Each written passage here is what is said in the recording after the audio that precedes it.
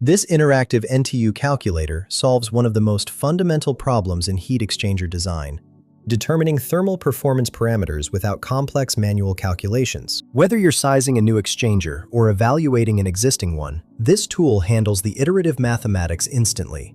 Let's explore the inputs. First, you'll see the calculation mode dropdown with 6 options: calculate effectiveness, calculate NTU, calculate heat transfer rate, calculate outlet temperatures, calculate UA value, and calculate capacity ratio and max heat. For today's demonstration, we'll select Calculate Effectiveness. Next is the Heat Exchanger Type dropdown, offering parallel flow, counterflow, shell and tube with 1 shell pass and 2+ tube passes, cross-flow both unmixed, and cross-flow 1 mixed, 1 unmixed. We'll use counterflow, the most common industrial configuration. The input fields include number of transfer units, NTU, capacity ratio, CR, effectiveness, epsilon, Cmin in watts per Kelvin, Cmax in watts per Kelvin, UA value in watts per Kelvin, hot fluid inlet temp in Celsius, cold fluid inlet temp in Celsius, and actual heat transfer in watts. Let's work through an example. For a counterflow exchanger, I'll enter NTU as 2.5, capacity ratio as 0.6, Cmin as 3000 watts per Kelvin, hot fluid inlet temp